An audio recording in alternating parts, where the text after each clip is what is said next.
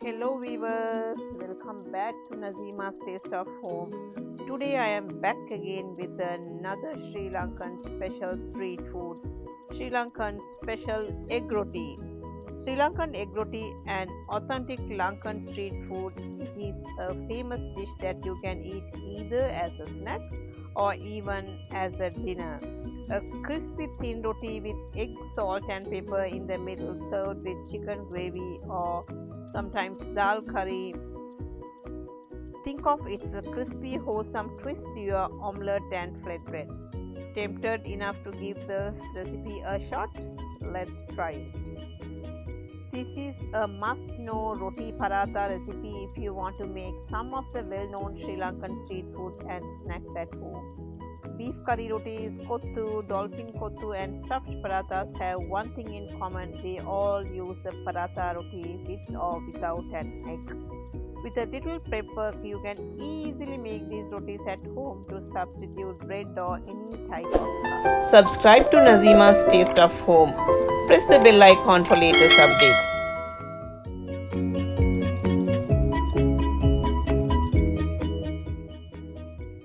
Into a large bowl, add 4 cups or 500 grams all-purpose flour.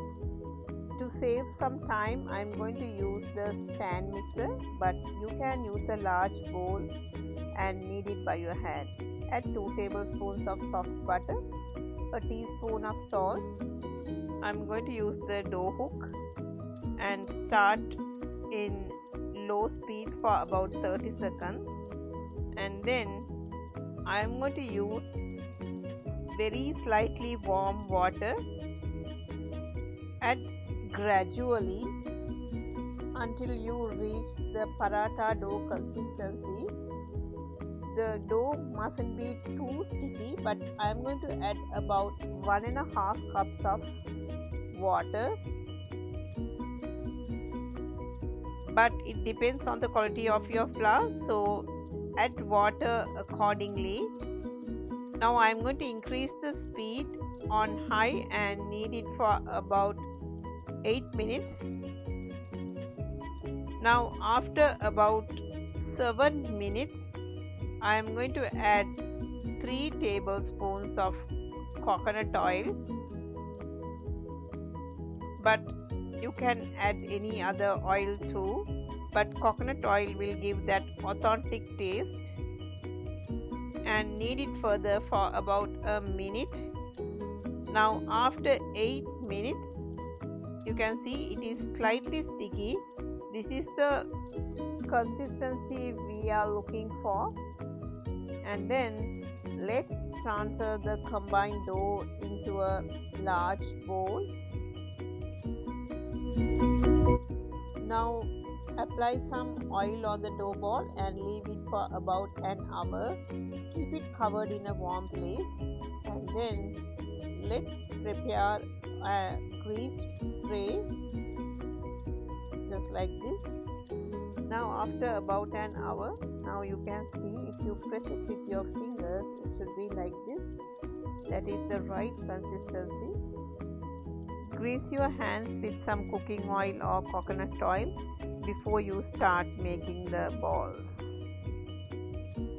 Now I am going to stretch this all the way up. Now you can see it should become like an elastic. You can see that is the right consistency, so that is how this dough is going to stretch and make proper parathas, and make medium sized balls just like this and place it on the greased tray.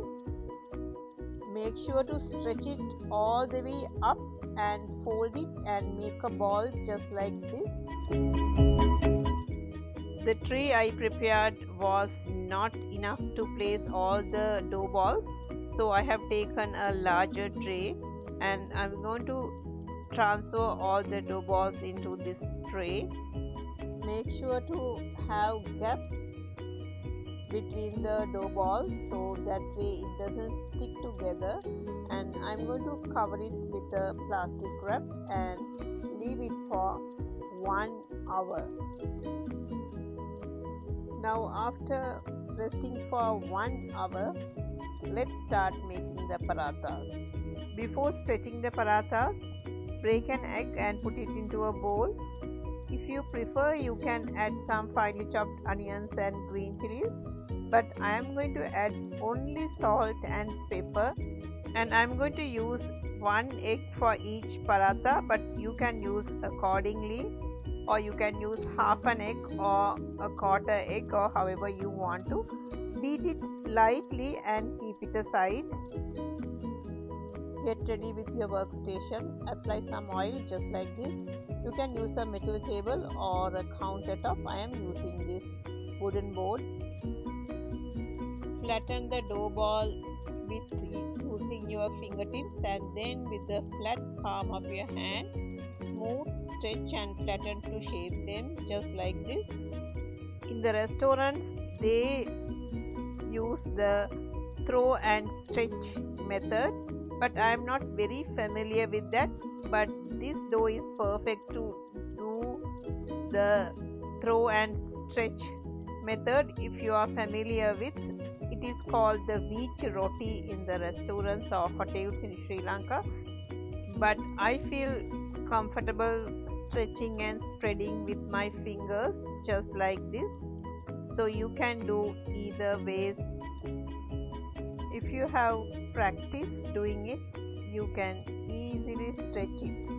Stretch it as much as you can to make it like a tissue paper, but it doesn't need any perfect shape. Place a large wok over low heat for a few minutes.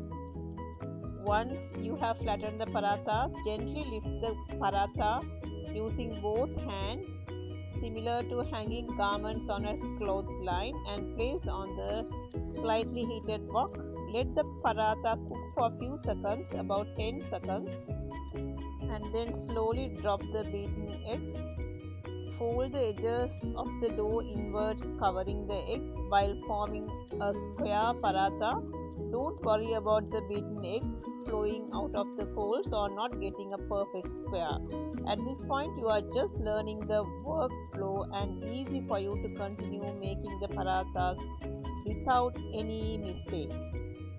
Add a teaspoon of oil around the egg paratha and let it cook over low to medium heat. Once you notice the egg firm, flip it over, press the down with a spatula and continue to fry the egg roti.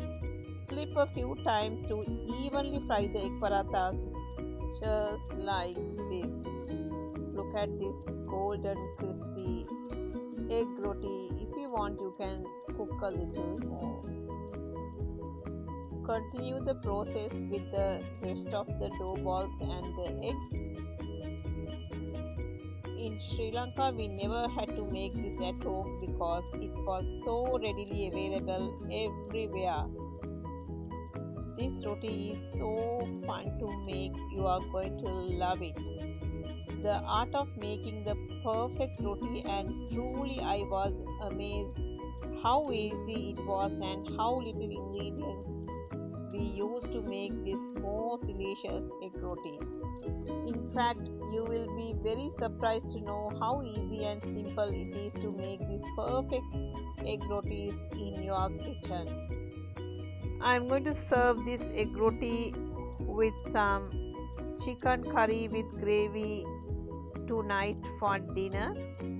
Hope you enjoyed this simple dinner idea. Please do try out this recipe and leave me a comment. If you like this video, please share it with your friends and family. Spread the joy of cooking. See you soon with another interesting recipe. Thanks for watching. See you later.